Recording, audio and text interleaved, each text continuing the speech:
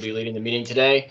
Wanted to just share, as we always do, that this meeting is being held remotely due to ongoing COVID-19 pandemic concerns. Minnesota Statute Section 13D.021 allow us to do that, to hold these remote meetings during the pandemic, because in-person meetings are not practical or prudent because of the health pandemic or emergency declared under Chapter 12. So with that out of the way, Jeff, I'll turn it over to you to get us kicked off. Great, thanks so much, Steve. It's my privilege to welcome the council to today's meeting. Our objective today is to understand how employers view the challenges and opportunities of Minnesota's economic future. So we have a business panel that will be moderated by Commissioner Grove, and he'll introduce the panelists. Following that, we will have small group discussions, which we're aiming to start around 3 o'clock. And then we're going to forgo the kind of report out after that, because instead we're going to have a presentation on equity in the economy. We want to thank the council members who have already shared some ideas about content for future meetings, and let everyone, all the council members, know that we are opening the October 18th agenda to allow time for other topics. So we urge you to please provide any ideas about who else you think we should hear from via the Jamboard link. And that's available in a couple different spots. And if we could hear from you by Wednesday the 6th, so this Wednesday, this would allow us time to arrange for speakers and kind of sort through who we feel we'll have time for. At our next meeting, October 11th, we will consult with the councils that were outlined in the executive order. This includes the Governor's One Minnesota Council on Inclusion and Equity, the Governor's Community Council on Inclusion and Equity, and the Children's Cabinet. During the second half of our October 11th meeting, we will start mapping our ideas and insights thus far, and we'd also like to start soliciting specific project recommendations or suggestions, read the ARP funds, from the council members.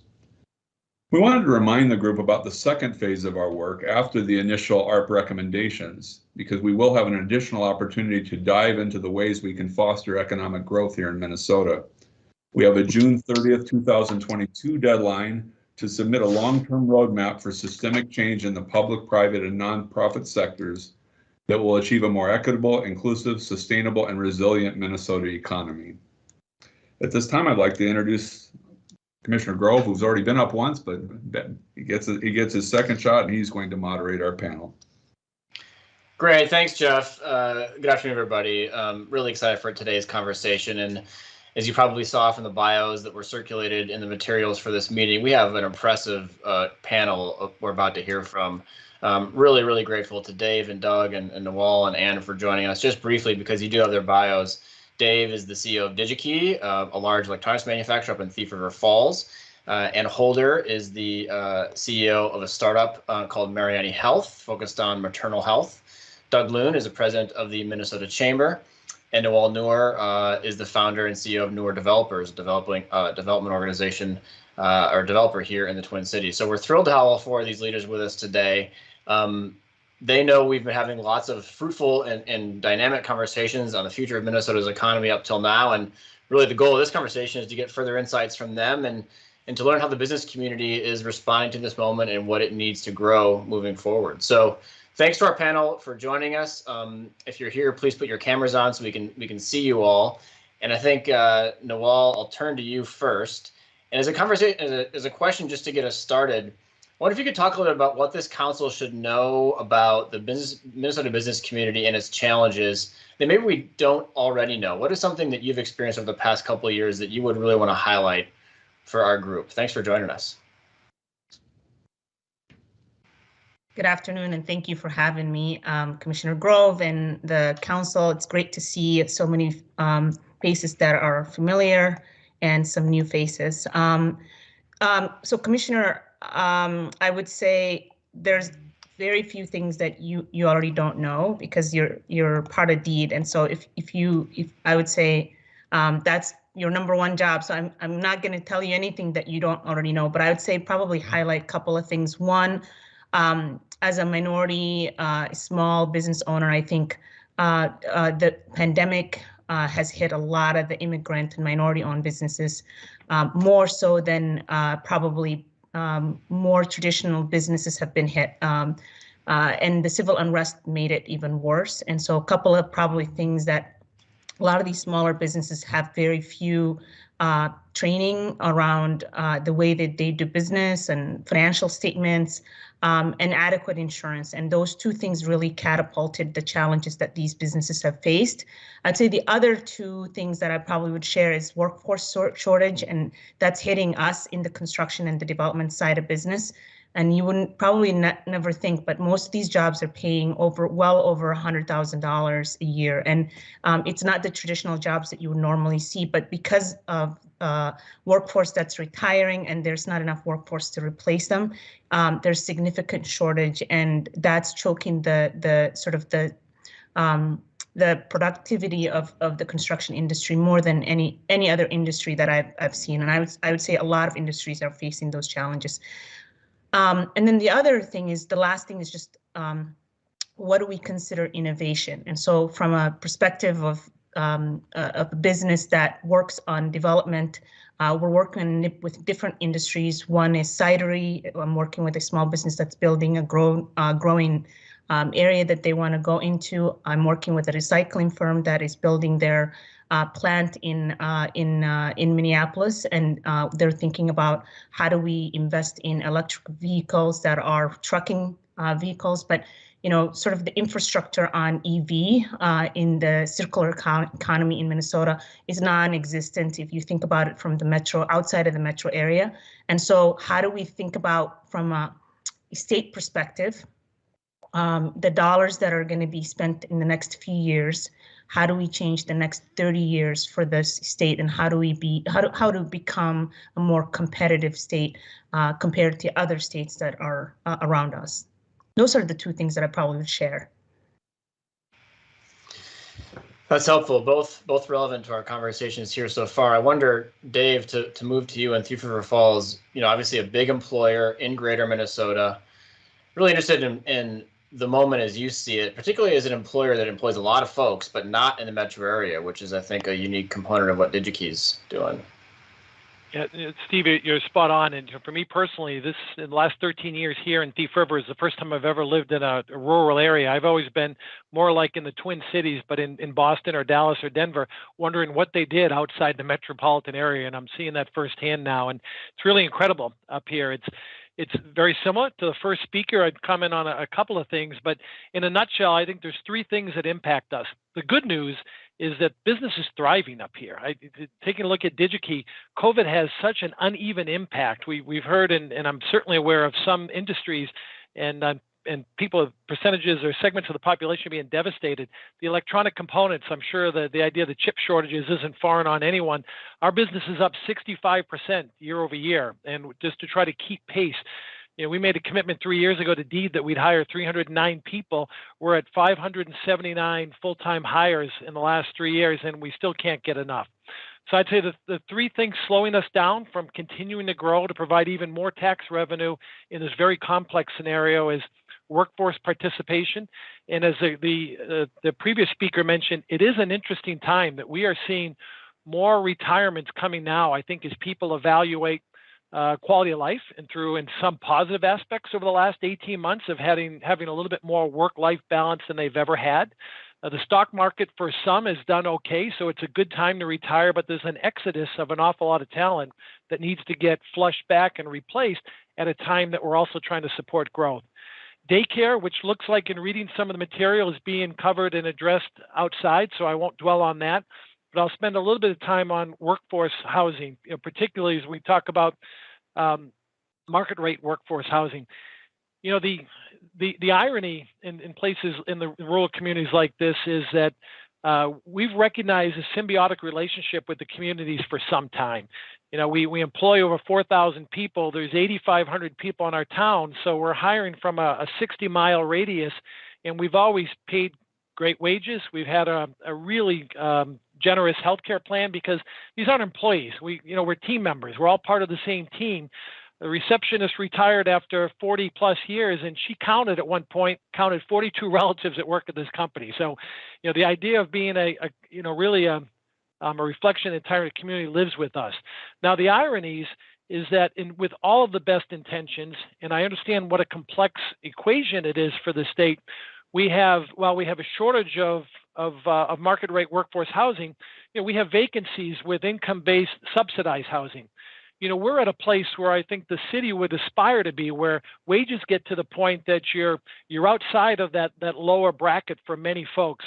But a lot of our programs have these steep thresholds or step functions or cliff functions where they don't qualify anymore to be in this one area where help is available, but they're marginally above that.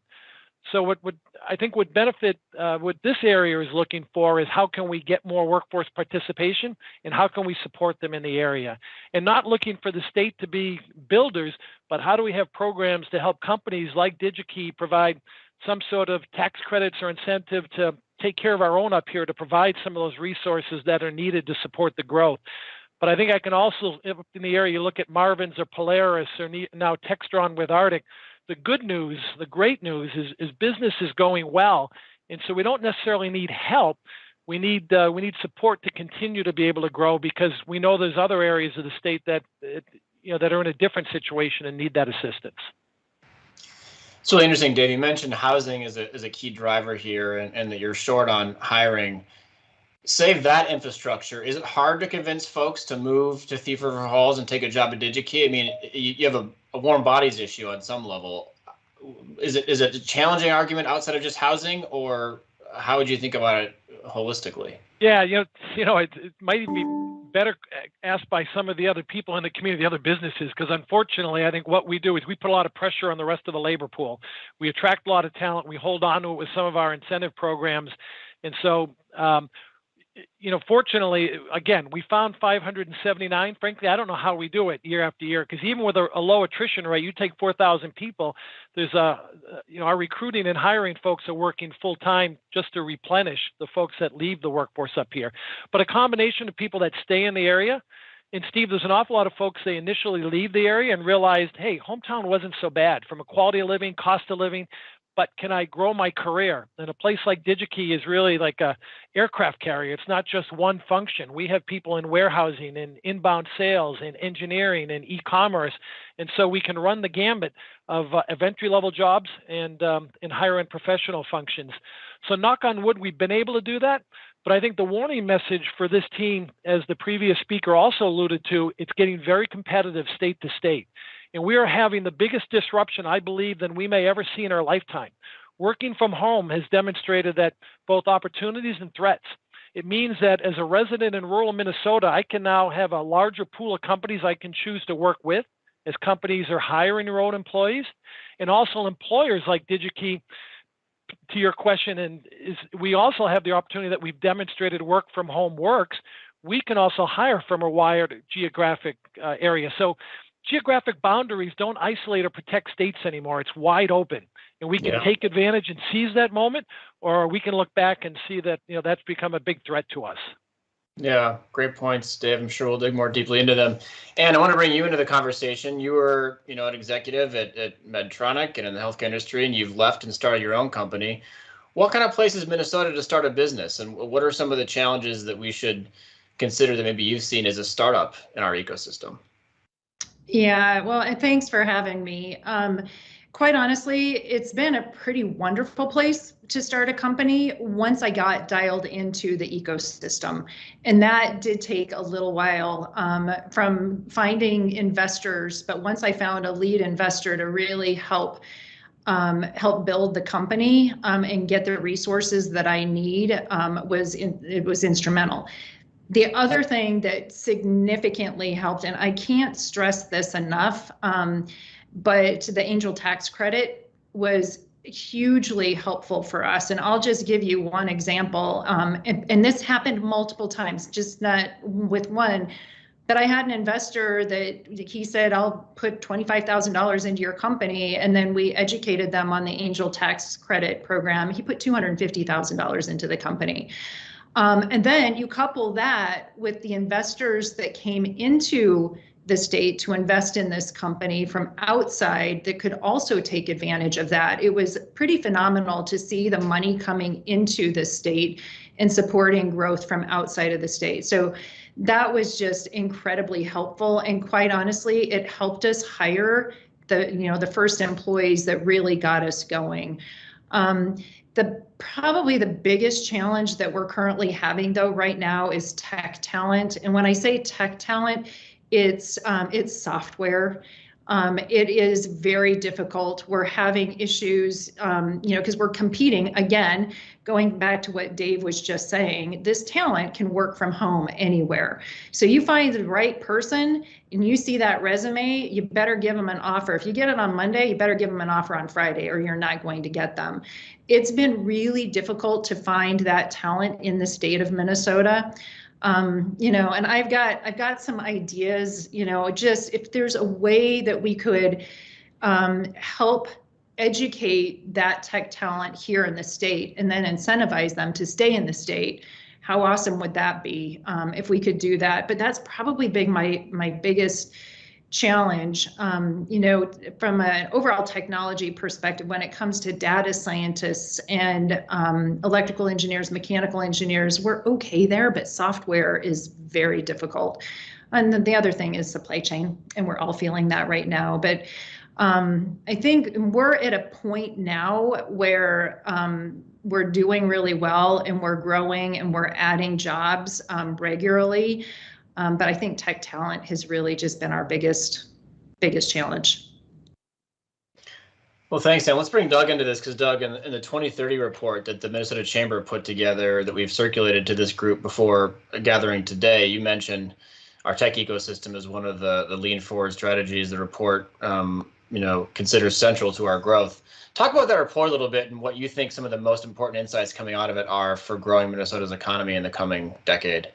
Sure, and thanks for having me on, and I want to say thank you for circulating the report. We actually sent around 2 reports to you with the materials in advance. One was the 2030 report. The other one was our recent study by the Chamber Foundation on the economic input and value of immigrants to Minnesota's economy, and that plays off of a number of topics we were visiting with here today. But the report was incredibly helpful to us, and it will be for the coming years on helping us understand the strengths of Minnesota's economy in a macro standpoint. And those strengths are many of those that we know, our incredible workforce, our innovative spirit, the diversity of our economy that insulates us from big economic downturns and allows us to come out of recessions more quickly. Those are assets that should come into play now in a hopefully a post-recession standpoint. And by all measures, we fundamentally are, but there are still some barriers to Minnesota's economy that plays out well in the report that I think will be things we think that we should be focusing on in the short and long term. First of all, we should do no harm to the economy, meaning what can we do here within the borders of Minnesota to make sure that we have a favorable business climate? Because without a private sector economy that's growing into the future, we don't have the fundamentals of our economy that we need to support our state. So that's key. So doing no harm was a strategy, and I think it needs to be until we're fully out of the economic downturn. And I'll say this, the uncertainty that surrounds the pandemic yet is a barrier. And the other barrier, I think, to short and long-term success really is the supply chain challenges. And I'll say from a standpoint of, it's not just a commodity challenge, the supply chains, it's also a workforce challenge, and I think they're related. You may have the commodity you need, but you may not have the shipper to get it done. You may not have the packager to get it done. You may not have the deliverer to get it done. So I think there's a linkage between between supply chain challenges that we're seeing on the horizon right now and our current workforce challenges. That, a little bit more on that, what we knew going into the pandemic was that we had a demographic reality. That reality is here to stay for the time being, which means we have to be really innovative around workforce. I love the conversations around remote work. That can be an advantage for Minnesota. That can be a disadvantage for Minnesota too. We got to find a way to make it an advantage for the businesses that can hire remotely and keep those businesses here in Minnesota and attract that talent. But we still need CNC operators, right? We still need drivers. We still need workers in plants. And we got to make sure that we beat our labor force projections. As Neil knows, and Commissioner, well, our labor force projections right now is we're not growing fast enough to support our economy, which means we got to go find workers where they currently don't exist, make sure all individuals are not on the sidelines of the economy, that are capable of working. We find a path for them to get into the workforce. So finding those hidden talent pools, investing in talent, investing in skill training, investing in mobility are all fundamentals on making sure we have a workforce for the long term as well. And I'd love to talk more about productivity and how we invest in that, but you specifically asked me about 2030 and the tech area. And we see tech growth, whether it be in med tech or software engineers or medical or on technology manufacturing. These are areas we historically have had strengths in. We need to build on those strengths because that is the economy for tomorrow. And Minnesota has the capability of being competitive in the tech space. Very true. And Doug, you mentioned immigrants and the growth of our workforce. Nawal, I wonder if you could reflect on that a little bit. You know, obviously as an East African immigrant yourself who started a business here, you know, we face a demographic reality, as Doug puts it. 70% of our population growth over the next 10 years is going to be people of color, and immigration a key part of that. What is it like as an immigrant to start a business in Minnesota, and how can we make that easier? Because we know when immigrants start businesses, they hire other immigrants, and it multiplies, you know, the equity we need to see in our economy. What insights should this group understand about your journey and what you see playing out in our economy? Commissioner, I came to this country in 1996, and I think some of the conversations that we're having today were prevalent in 1996 when the immigrants started to migrate to Minnesota. And everyone asked me, why did you come to Minnesota? Minnesota had work here, and there was opportunity for any immigrant to come and live and build a dream here. And we're kind of in the same place. And if you think about it, COVID and the previous administration essentially wiped out any immigration to the United States. And we're kind of experiencing some of these challenges, especially in the lower workforce. And so, one, we have to make up that number that dwindled completely for families that are coming, whether it's East Africa or anywhere else from the United or in the world, to come to Minnesota. This is an attractive place that has great education. It's got great employers. Immigrants are probably the most risk takers when it comes to going into a place where they don't speak the language and they don't have any culture. And you can imagine, I worked for Ecolab for 10 years in finance, and I remember going out to recruit at these top universities for MBAs to come to Minnesota. And the biggest challenge we faced was when you come to Minnesota, it's really hard to fit in from a cultural perspective, because people who are Minnesota are somewhat culturally very Scandinavian. It can be insular for people who are new if you don't have the, sort of the connections and the friends. And so people will last for 2 years and then they'll leave. And that's because it's really hard to build a root here. So one of the most important things about having immigrants start businesses is that they bring other people, like you said, Steve. And as an immigrant who had all the education in the world, I had a top MBA program, top 2, and I had 10 years of computer science and finance, and all these skills from corporate environment. And I started a company in real estate development, and the challenge was no one wanted to invest in you. One, because I didn't have the investors that would have all the money, and two, part of it was, if you don't have the knowledge and the investors and the pool that people that go out to raise money, I raised from our community, and we started with that for the first 2 projects. The second challenge was, as a Muslim American that lives in Minnesota, there's not a lot of faith-based lending institutions that would give you money with no interest. And Neil and I and the Federal Reserve have been talking about how do we create an institution that would make it possible for Muslims, 500,000 people who live in Minnesota, to borrow money with non-interest-based finance. You could still make money. And so some of those things really didn't help the growth of the company, but we still went from 0 to $30 million in 4 years. And that's because as a company, we had a lot of opportunities, whether it's just the drive as an immigrant and the hustle that you bring, but also my intention was never to be a woman of color, I'd be identified as a woman of color business. I wanted to be identified as a company who was successful and delivered an excellent, product. And I didn't have any experience in construction, so getting that general contractor's license and learning about the industry. And one of the things that I learned about this industry is that people always ask me, why do you go in construction? Well, construction, there's nothing wrong with construction. It's a skilled trade, and people need to think about it as a stature that you can build that kind of skill. And believe me, they know more about how to do things than a doctor would know how to do, right? And so when I worked in Dusseldorf, working for Ecolab in Germany, they think about it from a vocational perspective. And when you go to a vacation, you work for 1 year in the company, or 2 days in school, and you learn theoretical how to do something, and then you work for 3 days in the company and you learn how to do something, because you can't build a building out of a book. You need to go to the field and learn on the job. And so when you think about our schools and the way we invest in our schools, typically all of the woodworking classes have been completely annihilated. They're gone.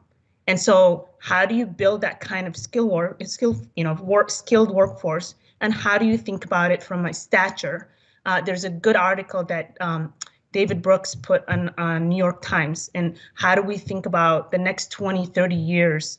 And where do we put all this money that's coming from the federal government? And there are two things that I think about. One is strategic long-term, how do we invest in workforce? And as a company, what we've done is we're a social enterprise. We work on building the next generation of workforce in construction. And we think about it from a narrow and deep perspective. Don't just hire people just for one project, hire them for multiple projects and teach them the skill so they become the next generation of workforce. And so you asked me the question around what are the challenges as a small minority-owned immigrant business. I would say capital has always been a challenge. When you think about building a building for state of Minnesota, there's bonding, requirement. Every single federal project comes with, you have to have bonding. So if I'm building $1 million, I have to have, 10% of that as net worth in the bank without cash that's, liquid assets. How many small minority-owned businesses have that kind of capital? So one is capital, both on the investment side, on the real estate side. When we build, when we have land acquisitions, you need a lot of money to invest in. So capital is always challenging. And then the other thing is just the concept of the other. Don't think of small businesses and minority-owned businesses as the other. We're part of the organization, we're part of the team. And I shouldn't be looked at, not just, I should be looked at both my skill and what I bring to the table, not necessarily where I come from or what language I speak in. Yeah. Really well said, Noel. Thank you for that. I think, Doug, Dave, Noel, and you all mentioned talent and people in workforce, which is a theme that has come up in every one of our meetings so far. And one thing we haven't addressed as a group yet, but I wonder if the four of you could reflect on a little bit, is just this moment Minnesota is in the wake of George Floyd's murder and the civil unrest that followed it, and the reputation of Minnesota to the world, not just the country, but the world. And as you think about, metropolises and states that are trying to aggressively attract new talent to move there, whether it's through marketing campaigns or paid advertising, or even just a message of what their state has to say. How do you think about Minnesota's reputation at this moment in history? And is there a need for us to, market Minnesota, I guess, more aggressively from a talent perspective? If we need more people to come here, if we have a warm body issue, how do you think about kind of the message of what Minnesota is to the world right now as we think about talent? I'll leave that open to all four of you, whoever wants to reflect on it. I'm curious where you think we stand there. Commissioner, if you don't mind, I'll jump in, or Ann. But let me just say this: I clearly we have a reputational challenge, but we also have an opportunity. And I think the opportunity is Minnesota is a place for success. It is a place for you to raise a family and to find a great job and build a career. We have a reputational opportunity to demonstrate that perhaps we're not the state that some around the country may think we are. At the same time, let me add to that, we have work to do. We have work to do across a number of communities across the state. And I believe the business community has a role in that so that we can be and celebrate a diverse state that is also inclusive. And when I say inclusive, it's a little bit about what Noel said. We need to be a welcoming state. So just take immigrants as an example. When they come to Minnesota, they should feel that they can enter their community easily and that their community is welcoming to them. Because the last thing we want to see is somebody come to Minnesota and find that, oh, that didn't work out for me and leave to go somewhere else when we need workers. We need participants in our economy. And I think this is an opportunity. We've been doing well by attracting talent from all walks of life, all around the globe. And we have an opportunity to leverage that and do better into the future, because you can't just be diverse, you've got to be inclusive. And inclusivity for us means, in the case of businesses, those that welcome in diverse populations into their workforce and can build a community around them that supports them and they stay in their jobs and grow in their jobs, and hopefully stay and grow in Minnesota at the same time. Well, and I guess from my perspective, and I 100% agree with Doug, but an interesting case story. If you go back and you look at what happened in Yugoslavia and all the unrest in Yugoslavia, what they did was they invested in the youth. They invested in the youth and they educated and they invested in that education. And it's interesting, and I have roots in that area, family roots, but I also have contracted with an organization who has now since planted roots here in Minnesota, just because they truly believe in what we're doing. And they're bringing more people in, they're hiring more people. But going back to a little bit what I referred to earlier, I do believe that we need to invest in the youth and education. And whether it's in tech programs or, college education, but really focusing on a little bit longer term, how do we develop that talent here internally and really get people to stay here? Now, it's interesting, the person that started this company that I referred to, he was educated at St. John's here in Minnesota. He 100% believes in the education system here. He wants everybody to come back to Minnesota to be educated. We have an ability to market that with the education that we have and on the technology and the business side. And I think we need to take advantage of it. Dave, go ahead. No, well, I was just quick. I was going to say I'm probably the least qualified to comment on this topic, so I'm very anxious to hear what you have to say. Although what I would say from a rural perspective, I sense that it feels in this area, it feels more like an image for the Twin Cities or Minneapolis than it does for Minnesota statewide. And I could be totally off. But I wanted to add, though, two comments. Conversely, I think the rural areas have a horrible reputation of attracting immigrants or people from any walks of life outside of the local community. And what can we do more to make sure that when people are looking from different regions of the world, I'm not just looking at a major city, but how do we market that quality of life? If we're going to have remote workers, why not have a campaign that says, why travel 2 hours on a Friday or a Sunday home to get to your cabin? Why not live at your cabin? We're blessed with such natural resources up here as well that, I don't want to make it sound like a full convert, but the city's critically important to the economy of the state. But we've got these other resources we can tap into. But Noel, please, I'm anxious to hear your perspective. Thank you.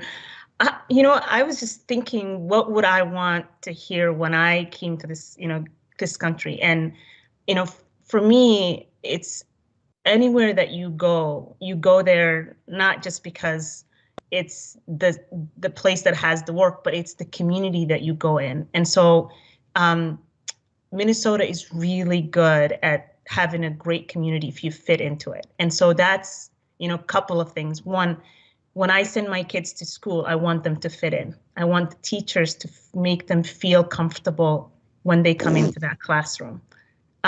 When I go into the job site, I want to feel like people understand and feel confident that I bring just equally as strong of a talent as they will, and that we matter. And that's everyone. It's not just the guy who's the immigrant, but it's also the guy who's doing the, the cleanup and I remember one of my superintendents telling me I came into a job site and it needed to be turned over. And I started to wipe the floor. And he said, I've never seen a CEO come and wipe the floors with me. And I really appreciate that. And I think it's that human level of understanding what everybody comes from. And I think our community really needs to be open. It's not just the marketing. And I love the fact that we spend money on marketing. But if we just went and created a group of people that when you came into Minnesota, that helped you create that community. And as a Black person, you fit into it when you work in a corporate environment, that water cooler that you're standing next to, someone comes to you and says hello in the morning and asks you, what are you doing and how are you doing and how are you thriving in this environment? That's what makes people stay here and come to be here. The other thing, this is more of a fundamental level, Minnesota is really expensive to live in. And there are a lot of other cities that are more attractive than this city, that are a lot cheaper to live in. And the weather is a lot warmer. And I'm an affordable housing developer. And so I understand this. And I remember I work with Minnesota Housing Finance Agency. We have probably 9% tax credit for affordable housing for nonprofits. And we have a shortage of housing infrastructure bonds. We need to invest in workforce housing. And Dave alluded to this, but this is more of a, how do we do this? We need to invest in it, and we specifically need to invest in workforce housing. There's a gap between the low-income housing, that's that 30% AMI, and all of the luxury apartments that are going up. And when someone comes here and they have a $50,000 job, they can't afford a $2,500 apartment, whether you are in Thief River Falls or whether you're in Minneapolis. And we need to really invest in long-term investment on our housing. This is a place where you can say you have great education, but you also have a place that you can afford to live in. And without that, it's really hard to bring people to come to Minnesota because there's no why. There's no reason for them to. I would rather pay $2,500 in Seattle than come to Minnesota.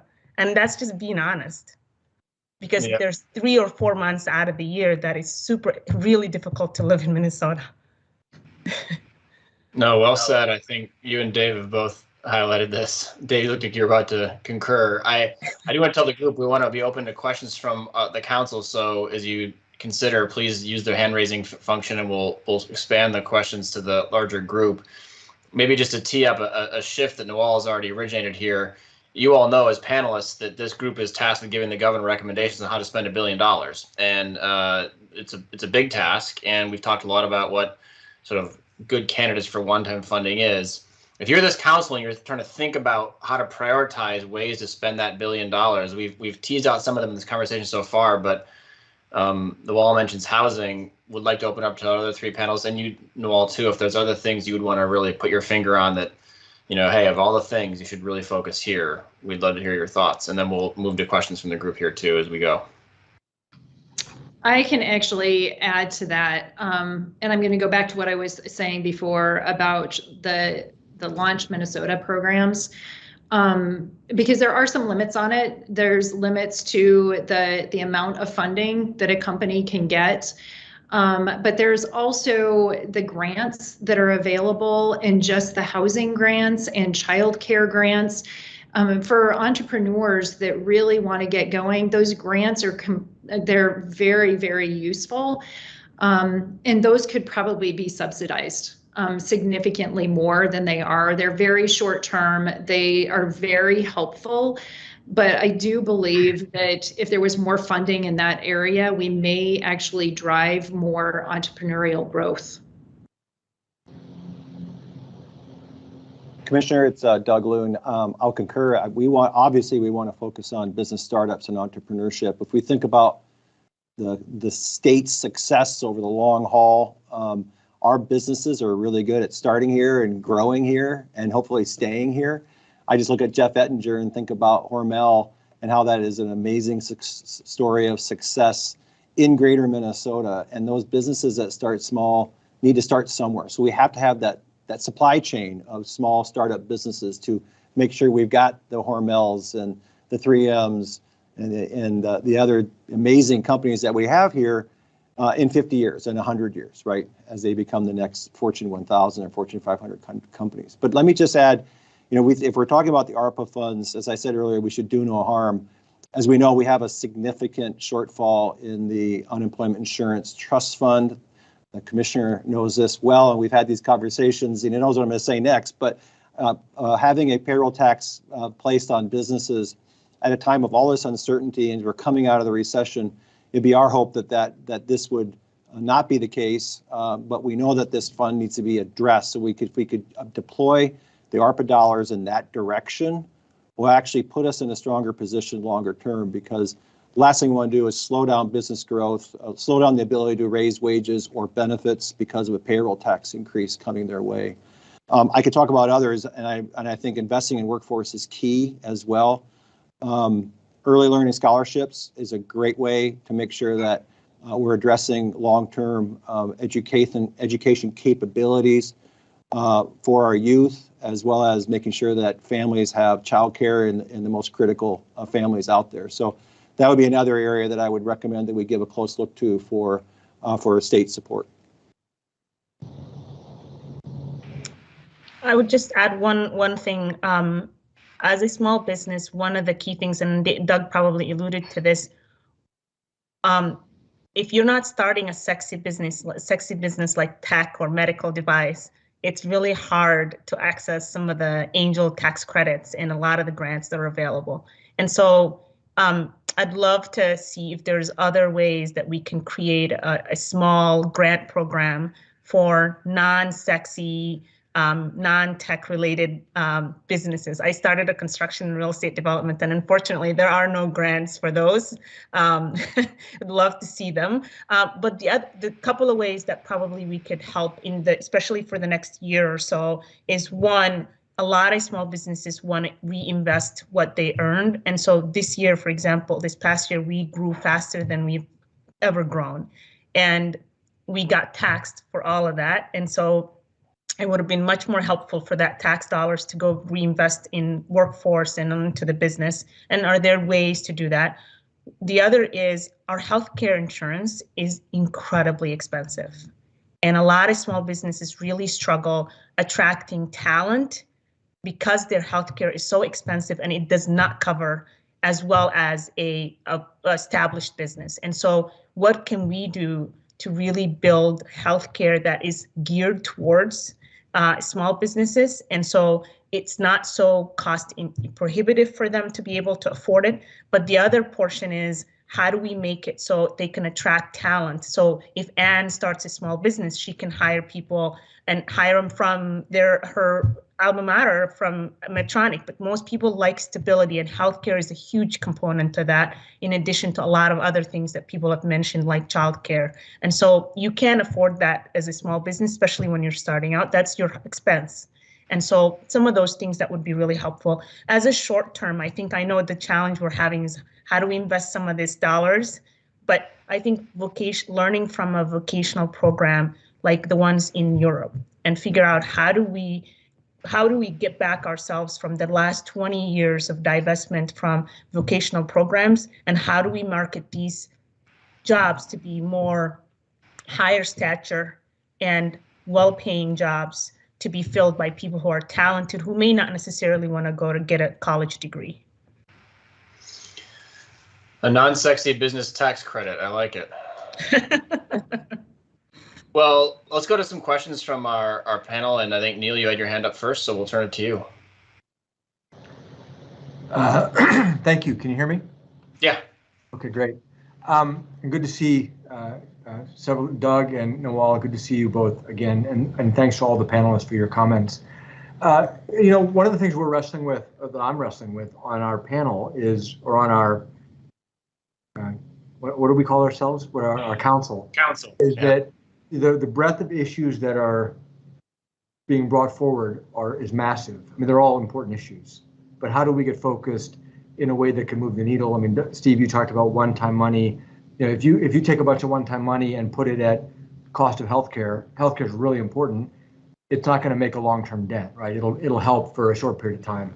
So I'm wrestling with all the issues we're hearing about what lend themselves to one-time money. So one thing that I know is everybody's familiar with is availability of broadband. I know the state of Minnesota has invested heavily. I expect the federal government, a lot more money is going to be coming. I've been asking elected representatives, the federal officials from Minnesota and from the surrounding region, what's their expectation? Do they think that whatever's coming out of the infrastructure bill will finally address this issue once and for all? And I'm getting mixed feedback. Some say it's just a down payment and we're going to need a lot more. Some say, no, it's too much. Actually, the infrastructure providers are never going to be able to put this to work, and we're throwing too much money at the problem. And when I think about the issues that many of you have raised today, imagine for a moment that Minnesota said, hey, whatever the federal government's going to do on broadband, we're going to complete the job. And we are once and for all, we're going to show the country that Minnesota is going to be fully wired for broadband from top to bottom, left to right, and Minnesotans will be able to afford it. It actually gets at many of the issues that have been brought up today, because now if you want to live somewhere that has lower cost of housing or has better schools or better culture for your family, now you might be able to access that job in Minnesota or around the country. Or if you're a Minnesota business and you can't get, Dave, you can't get all the workers you need in Thief River Falls because it ends up being too expensive, but you can tap into families across Minnesota to support your company. I mean, I'm just looking for things that kind of cut across a bunch of these, and broadband is one of those things. And so it's a comment and a question to the four of you, but also to Steve and anybody else. Any reaction to that?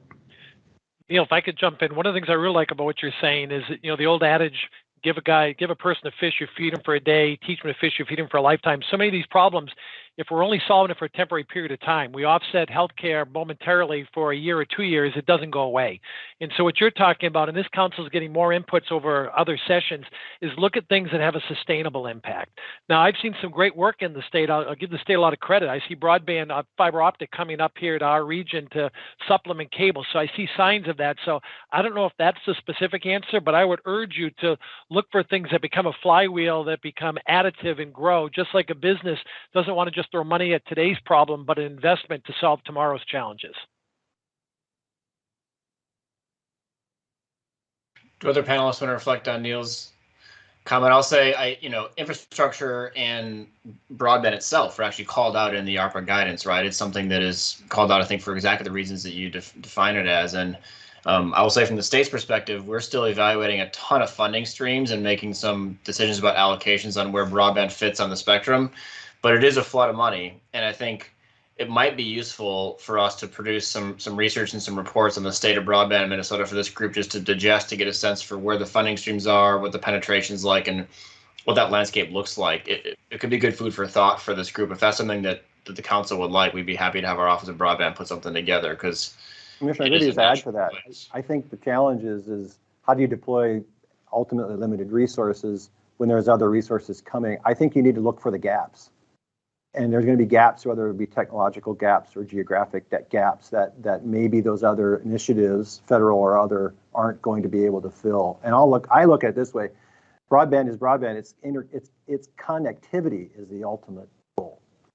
And there are pockets of our state, both urban and rural, that there are gaps. And the question is, where are the gaps after the infusion of other resources? And one of the things I was thinking about through this conversation, when I look at the struggle that companies are having with technology and coders, people that can actually sit down and write code. You had broadband. A lot of people can get that education from home and do very well with it, and they can still live in rural locations and do it. For me, I'm passionate about it just because my company is focused on prenatal and postpartum care and serving rural communities. So I'm just, for me, I've been in these situations, and I've talked to pregnant moms that haven't, they've seen a doctor one time during their entire pregnancy. So there's a huge need for it. But kind of going back to, as an entrepreneur, and what do I need? I'm looking at tech resources, and I do know people that have basically learned how to code online. And you get a 2-year tech degree and get it in 12 to 18 months. And we're putting more jobs here in Minnesota. Neil, I was just going to say one quick comment as someone who purchases land that doesn't have any utilities, and I have to think about how do I bring utilities to that, including broadband. One of the things that I would just suggest for this council is some counties and some cities are much more opportunistic and really want to grow. And I think we need to equip those people and those counties more than others. And land is really getting expensive in Minnesota.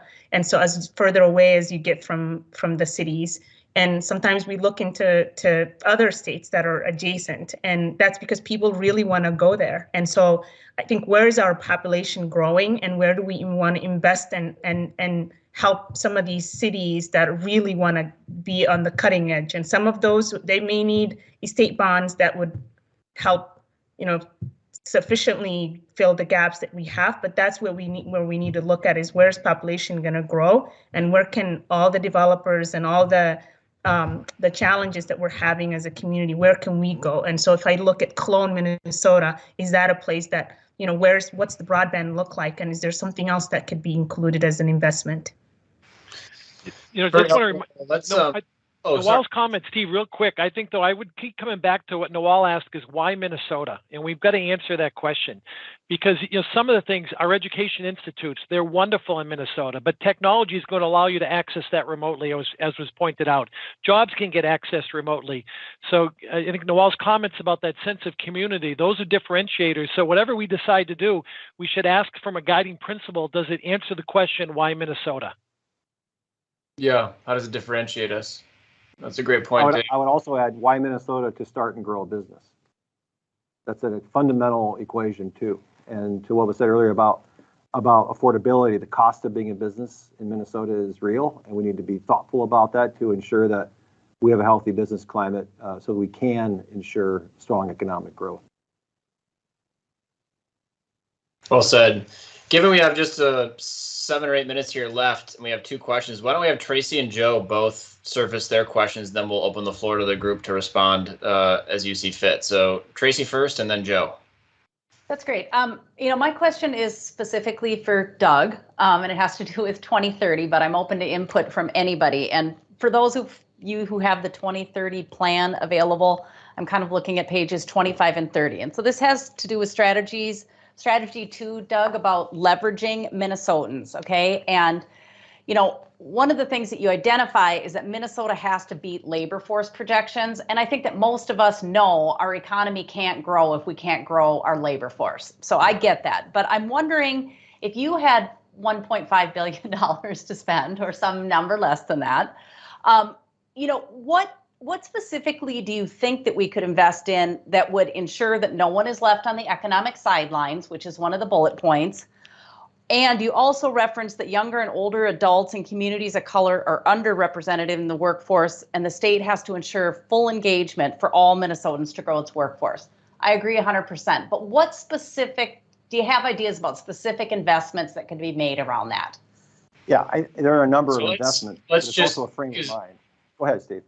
If we could just have Joe ask his questions too, we'll get them both into ether, and then we'll come back to you to answer this specifically. I want to make sure we get both of these in. Joe?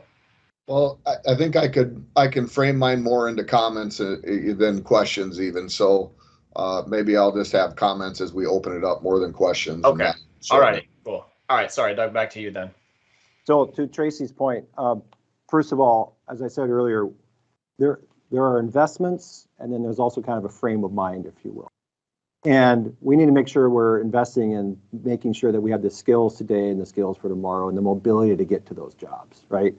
And we got to make sure we're open to remote work and making sure Minnesota is on the winning side of that ledger, meaning we also got to be an affordable place to live and affordable place to be in business. So in order to beat labor force projections, we got to make sure that we're creating a pathway to work. Maybe it's incentivizing work, removing barriers to work. I mentioned earlier the hidden talent pools that are out there. Individuals who come from all walks of life that have, maybe they've been recently incarcerated, maybe they're veterans, maybe they have a disability. And employers, from our membership standpoint, need to think differently about how they approach workers to find new workers into their workforce. Then they have to embrace that with being not just a diverse workforce that brings those individuals into their business, but they got to create a business that is welcoming and inclusive. And until you do that, we're not going to fully, I think, reach our workforce potential. Because as Tracy said, if we don't reach our workforce potential, businesses won't be able to grow here in Minnesota. And you calculate in the cost of being in business in here in Minnesota, if there's more available workers somewhere else, they're going to go somewhere else to grow their business. And that is a scary proposition, but it's a reality. So we got to do better than we have in recent years on labor force participation. We got to make sure we're investing in skills. I'll go back to what I said as well about early childhood development investments. Those pay off, as Neil knows. Art Rolnick did years of research on this topic, and those are worthy investments. And so all those things come together to what we like to say, we got to beat our labor force projections.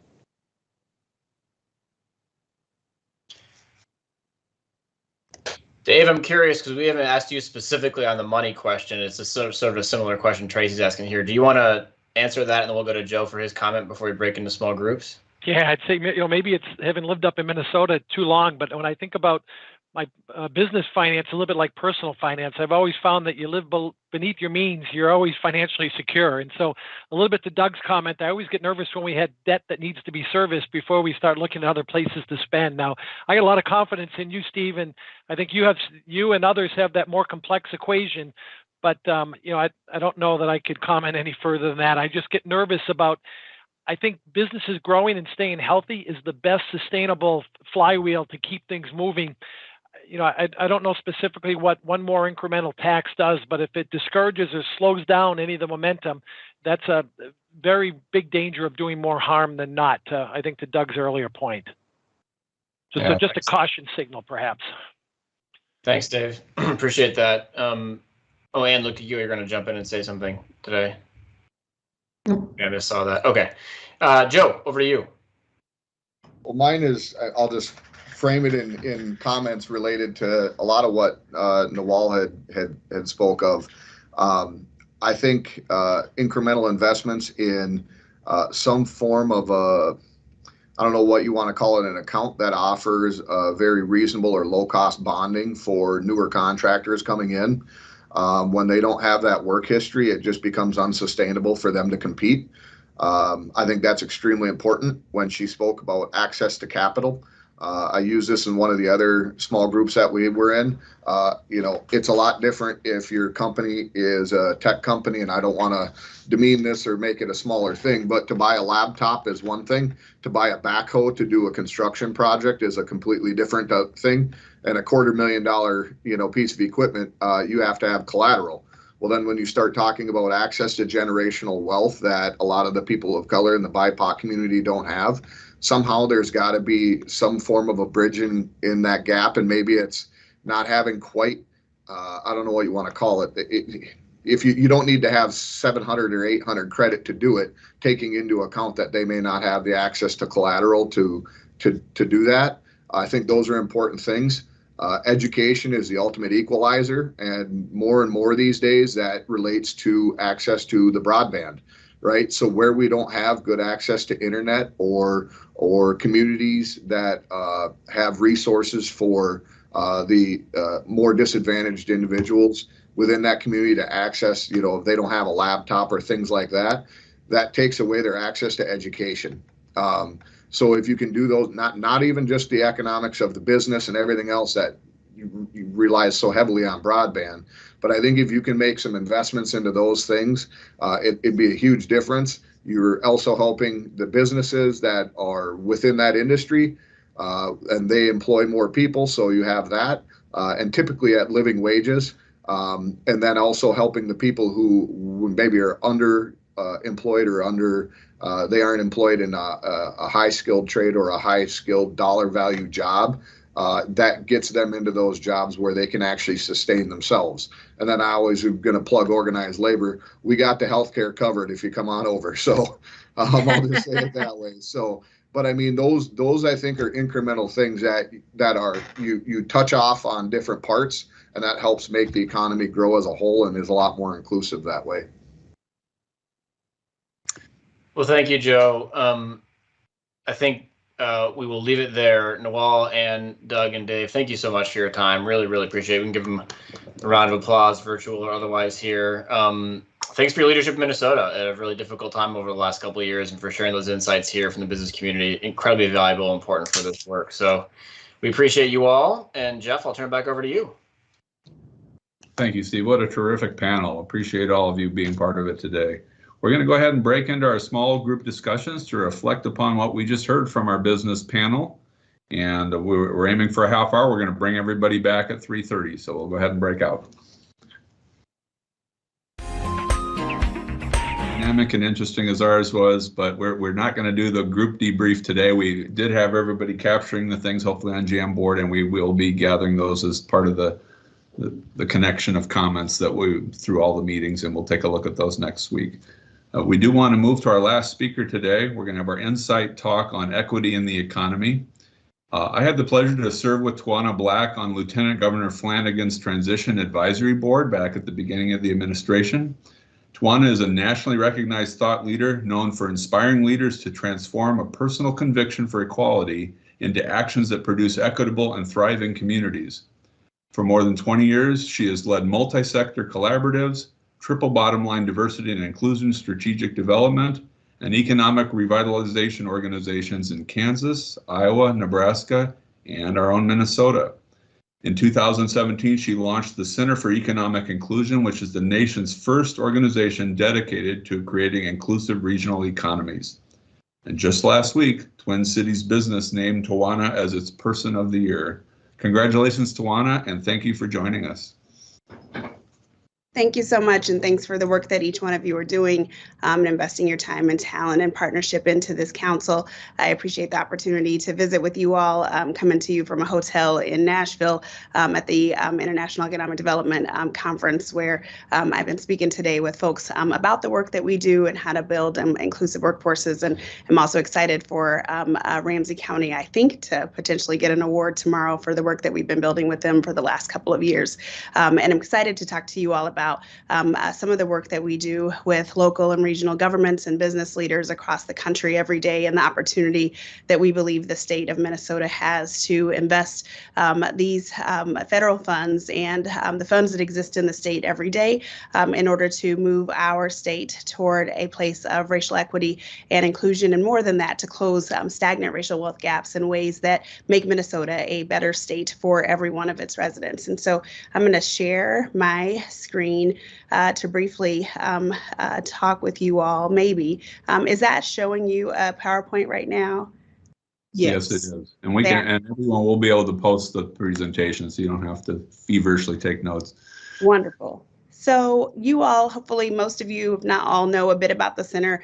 Our organization, as was stated, we are going to celebrate our 4th anniversary next month, and are made up of a rapidly growing team of policy advocates and champions, of consultants and thought leaders who work every day with employers and government leaders, with community-based organizations, and with small business owners to build an economy that works for everyone by closing racial wealth gaps, but more than that, by helping leaders employ policies and practices and change management strategies that help us unlearn the ways of being that many of us have been brought up with and trained in really, really well, that don't work for all of us. And I'll talk a little bit about the why, which is not unfamiliar for you all. I understand that you've been on a learning journey for your first sets of meetings, and it's one that we started with several years ago in helping to shake the very foundation that we've been on in Minnesota, which is one that is often focused on employment gaps, and gaps that focus on training workers and training workers and training workers. But no matter where you go in the country, and Minnesota, this is very much true as well, we've done a pretty good job, actually, of training workers. But our data makes it clear that unless we train ourselves better at inclusion, at actually understanding how to undo the mindsets, the beliefs about people that cause us to employ Black and white and brown people in the same jobs, but choose to pay them different, choose to treat them different. Until we unlearn those behaviors, we will continue to have an economy of haves and have-nots. an economy where the social ills of our time continue to play themselves out. And that data was very stagnant to myself and to my peers several years ago. And the behaviors behind it, the behaviors of people in power behind it are what caused me to create the center several years ago and ask many friends and colleagues to go on this journey with me. And that is still the motivation for us today, because unfortunately, despite a lot of initiatives, a lot of dollars, a lot of time, not only have we not improved, but we've gotten worse. Since this time of creating this work, our gaps have not only remained stagnant, but they've increased, as you've seen this. And again, these gaps are not about training. They're not about workers. These are gaps that are about people in power making different decisions with the time and resources that we have. What I want to lift up for you is that often in conversations about equity, if you've taken any training, you probably had somebody in the front of a room talk to you about icebergs. And I want to position the iceberg, if you will, a little bit differently. And I shared this last weekend with economic development leaders in Duluth, that often we think about icebergs in terms of those things we see about one another on top that we can see and we make assumptions about. And the science says we make a lot of assumptions about one another the moment that we meet one another, actually within less than 2 seconds. And that's true. But I want to encourage us to think about the things that have happened in the past. We actually can't do a darn thing about those things. We actually can't do a whole lot about the things that we see on top that tend to disillusion us. Things about one another, things about our organizations that can lead us into feeling quite comfortable, like we're making progress. The initiatives that we have, the tables we sit on, the diversification at the boardrooms that we're in can disillusion us into thinking that we're making progress that we're actually not making. The things that lie beneath, though, can be changed. Those policies and practices, the context within us, how proximate we are to poverty, how proximate we are to racism. We can do a lot about that. We can shake up rooms like this one, committees like this one. We can shake up the way that we work inside our workplaces in order to start to get different results. We can shake up our schools. We can shake up our benefits and our pay. We can shake up our policies in order to be sure that the future that is in front of us is drastically different. And that is what must be done.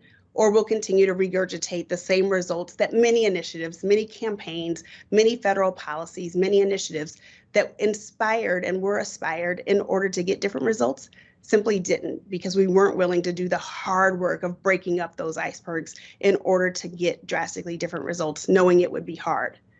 We propose that the solutions that are going to get a different result have to do a few things.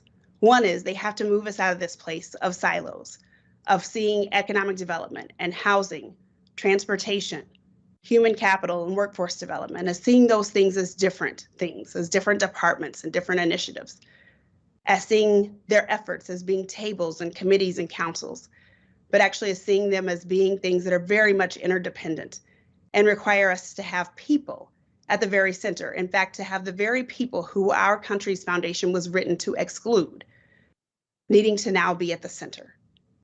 For many decades, we've tried to tinker around the edges of policies that were meant to keep people who look like me excluded from economic opportunity. We've tried to tinker around the edges of those policies, expecting that by tinkering with exclusive policies, we would somehow get inclusion.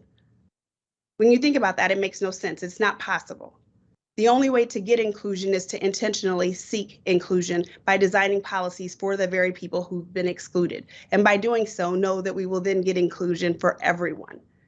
That takes, though, having data of which this organization, DEED, the governor's office, has a rich amount of data that shows us what we're doing now does not work.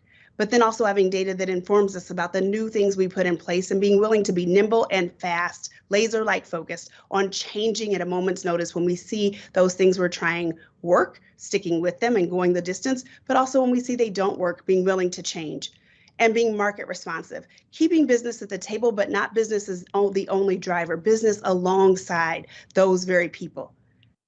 At a bare minimum instance, we have to have proximity to the challenges and the opportunity, which means we have to over-index on those communities that have been excluded. And hear me, this isn't just about poverty, but the people experiencing racism, which are all of us who are communities of color. To drive systems change requires us not only thinking about policies and practices, but each of the 6 conditions of systems change. And these come from FSG, one of our partners and clients. I elevate these for you if you're not familiar with them, to spend time considering how each one of these 6 conditions show up in either upholding exclusion or driving inclusion. It's not difficult to think about new policies or new practices. What becomes more difficult are those semi-explicit and implicit roles, the roles of where dollars flow and don't flow. More difficult are thinking about our relationships, not just those couple of relationships with people who may look different or have a different walk of life, but a lot of deep relationships. Notice connections is second, relationships is first. Deep relationships, how well we really know each other. The people who come up first in your phone, who are listed most frequently in your text stream, most frequently in your email strings, the people who know the way you really move. Second, power dynamics. Who has the most access to power? Who really understands how decisions are really made? Not the rules that we put on websites, but the rules that are really going to govern how dollars are distributed, how success is evaluated. Often when we get to the root of why failure is occurring, it is because there's a different set of rules, a different set even than what's held in rooms like this one, that communities of color are not allowed to access. And the decisions that you all recommend must include not only changes to policy, not only new practices, not only new streams of dollars, but I want to encourage you to be bold enough to address changes in how power flows. Because if our state wants to be one of the most competitive and inclusive in the country, we've got to address all 6 conditions of power change and systems change. And lastly, mental dynamics, the mindsets that allow us to continue to believe that some people are worth everything and some people simply are not. Those mental dynamics allow hiring managers every day to make decisions that continue to uphold racial and economic exclusion.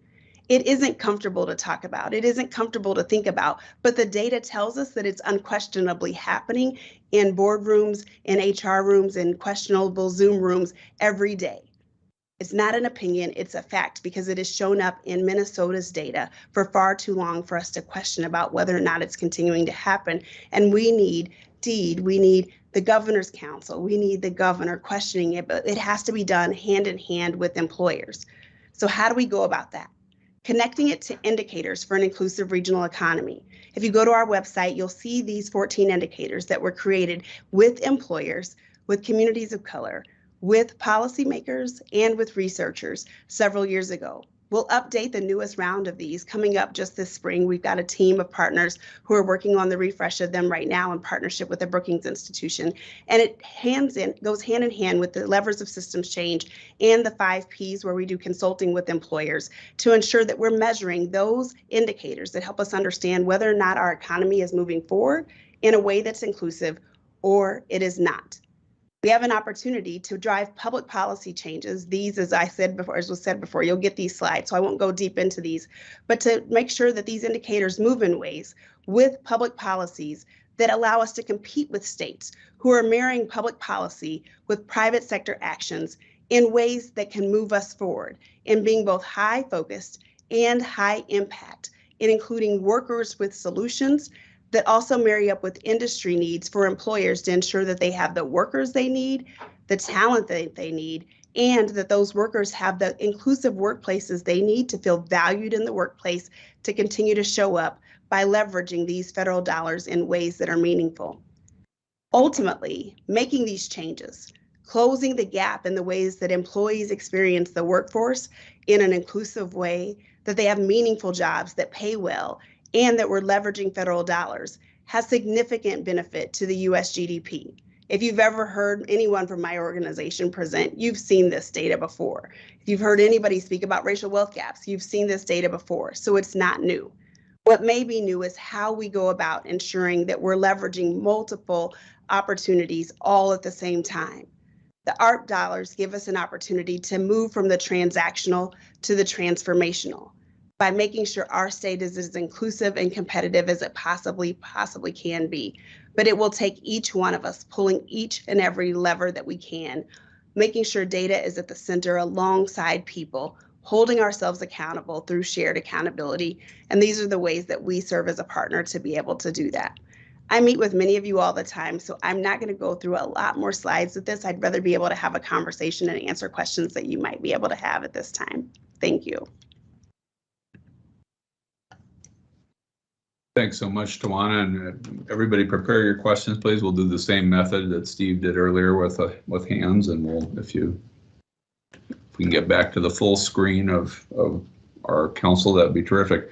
Tawana, if I could start. So one of our council's missions, we kind of have a two-part mission. One's a longer term part, but our shorter term part is to make specific recommendations about the ARPA funds by November 15th on a kind of priority basis that then the administration in turn will have to discuss with the legislature during the next session.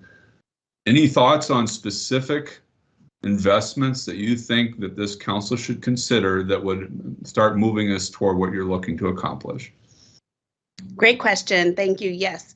So a couple of those slides that I put up there elevated a couple of opportunities. One was a solution that we elevated to the frontline worker pay task force that unfortunately the politics are getting in the way of, that we'd also elevate here and have shared with the governor's office. And that is to continue to incentivize employers to address wage equity, but more than that, to partner in ways that other states have done in helping those employers, particularly those small and mid-sized employers who may have workers at that $15 to $17 an hour wage, to be able to supplement that, to bring workers up to that $20 to $21 an hour wage, and to have solutions, wraparound solutions that would allow those employers to sustain those wages as we see the economy return to its vibrancy and or increase to previous vibrancy. There are solutions and details that a commissioner may have. If not, we can supply those. But that is one solution we'd elevate, is that kind of wage subsidy with specific racial inclusion and diversity partnerships tied to that in order to target specific geographic and racial subsets as a part of that hiring in specific areas. A second elevated opportunity here is to apply lessons learned from the CARES Act investments to the annual operations and to the deployment of ARP investments to drive the building of Black wealth through property and business ownership. This is a space that we are focused in heavily through two partnerships right now as we study our state in comparison to many other states. While we've seen an increase in Black business ownership, we have not seen an increase in those employer-based Black business ownerships, meaning those businesses who have more than 1 to 5 employees and have more than 1 to 5 employees who are earning family sustaining wages.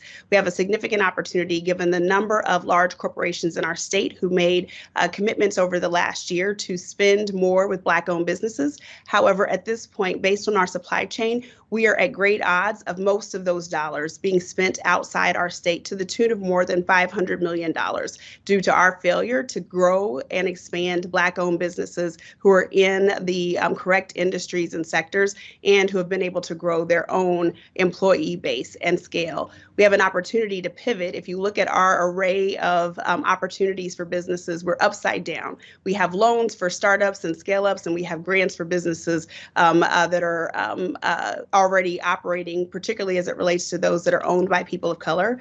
And in order to grow those who fit our needs, given our large corporations, we need to be growing and scaling in growth sectors and be really targeted on Black-owned businesses. But we also need to ensure that those in growth sectors have an opportunity for wealth, not charity, but wealth, particularly given the wealth extraction that has taken place in our state's history. And there are solutions at play in our marketplace that would allow us to invest in those ways. The last two I would note are around employer peer learning and action cohorts. We have been driving two of these, one of our own, an employer Anti-Racism and Economic Justice Trust, where we have a cohort of employers from large Fortune 5 type employers to mid-sized employers who have been working together for a year now on setting anti-racist measurable goals in talent, in supply chain, in their philanthropy, in their public policies, in their market-based work. Many of these are employers who have gone through the original Itasca and Wilder cohort and now want to be setting measurable goals, need the help to do so, and to see want to be operating in a cohort where they're measuring, where they're bringing their data in transparent ways, where they're getting the hands-on work to ensure that that inside game results in outside game results on the economy and for their workers. We also are operating, just launching now a cohort with Ramsey County for those mid and small employers who are not the giants, but who say, wait a minute, I know I need to be doing this. I don't have a diversity and inclusion department. Who can help me with this? DEED has been doing similar work in the D&I space that is less than the racial equity space across the state. And we've had requests from employers. We're doing this work right now in St. Louis County. We're doing this work in St. Cloud. We have more requests in those spaces to be able to tie the workforce work with small business work, and we're just about to begin that in St. Cloud as well. We need more of the cohort-based learning for employers who want to be doing the work of equity and inclusion, know they need help, but want to be doing so as a cohort, and want the help of doing it in accountability with their communities, but need the support. And so that investing in consultant-based support, the accountability, and the ability to connect deeply with communities is vital. I know I gave that fast, but I also know you're on a short clock, so I'm trying to talk fast. I'll be happy to send all this to you in written form. You did a great job. So questions for Tawana from the council. We have her for 10 more minutes. I know she needs to get back to the conference and where our time limit is.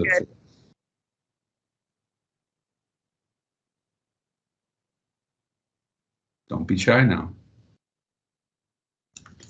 Tawana, thank you for presenting to us, and I mean, excellent work that you guys are doing at the center. One question that maybe will help us think through this is, like, when you think about investment in Black businesses, is there specific sectors or investment type that would like really like change the game in the next 10, 20 years so that we can get to, you know, an inclusive economy?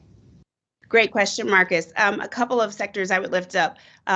Target, we all know, is an enormous corporation in our space, and is purchasing a lot of different things. We've met with Target's one of its largest divisions, who's built out a pretty significant supply chain, and annually has set, or not annually, but over the next 3 years has a $225 million spend goal, and wants a lot of that here, and cannot spend any of that with its, like, that is above and beyond what its current vendor base can do. A lot of that could be in actual bricks and mortar, right? So this isn't the building piece. This is simply, and it's also not the goods on the shelf. These are consumer packaged goods. These are materials that could go into building shelves. These are materials that being made that could go into it. But also we see the CPG arena that we could have vendors coming into those spaces. I would also say, and we say the word tech a lot, but what does that mean? So being able to go into some refined tech-based businesses, the innovation space. And I would say I just met with a firm here that was Minnesota-based that is now New Jersey-based that found me after I spoke this morning and brought a stat that 90% of the Black female-owned businesses they've identified are women who have a doctorate degree or higher. And she wanted to marry that stat up with newer stats that show the wage gap increases for African Americans as you go up the ladder of credentials. It does not decrease. So which is different than what most of us expect, and wanted to study that about what is that about the experience that African American women are having in the workplace. So I think some of those higher skilled products and services and the consulting space, there's an opportunity for us to be keeping some of those businesses. We're seeing startup in the tech space, keeping them in Minnesota. We're seeing Metro State is seeing graduates who are going out and starting tech-based businesses, but are starting them in Texas and other markets, and not in our space. And so there's an opportunity for us to keep those businesses as they're being started in our space. Barty and then Penny. Hi, Tawana. I have a big question, so I don't. You could even be like, not today. But you know, I'm thinking about the inverted pyramid, right, and the mental models, right, because that's where the like real transformation happens. And in our small group, we were talking a little bit about just the idea. Our previous panel talked about like how Minnesota is or is not an inclusive place, right? The idea of othering and some of the mental models that are holding. And I think your example of the wage gap increasing at higher levels of credentialing.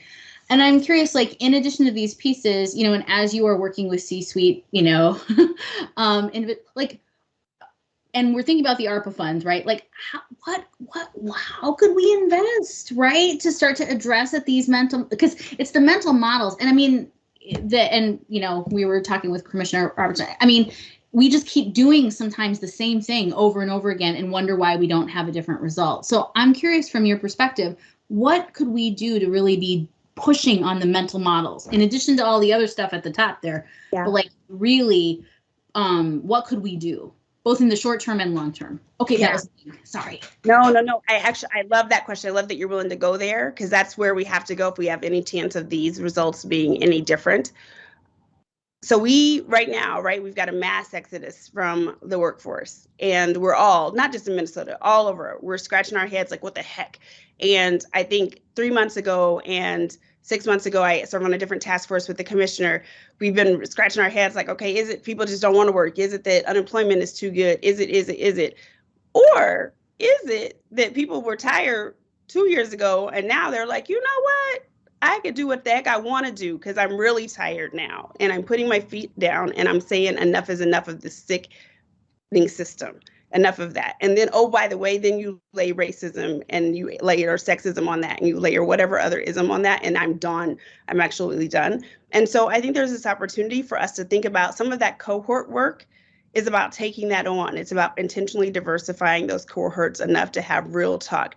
A simple example of that is in our Anti-Racism and Economic Justice Trust, I don't even remember how this came up, but we got on the conversation because we've intentionally included Black and Brown-owned business owners in that space and racial and economic justice organization leaders in that space. And we got on the fact that in our communities, my earnings are not just my earnings, right? My family members are calling on me to share that. So you might look and say, well, Tawana and I earn the same thing, so we're good. Yeah, but I'm splitting it across 4 households. So not really. And suddenly we had a Jamaican who was saying, what? That happens in Black communities too? Because I thought that was just us. And we had an Asian woman saying, wait a minute, that happens to us too, but we only talk about it in our space. And suddenly every single ethnicity on the line, except white people, were like, that's us. And all our white listeners were saying, oh, shoot, what? What is that about? Oh my gosh. Wait, and then we start to break that down and say, okay, what does that mean for not just workplace inclusion, but wealth building, right? Because if you have a mental model that says, well, you guys should just go to work, right? And now we're working and we're inclusive, but then you start to know those things. And it doesn't take just hearing it once, because you got to kind of hear it and hear it and hear it some more to then start to think about how many workers do I have who earn $13? Because it's one thing if you hear it from somebody who earns $185,000.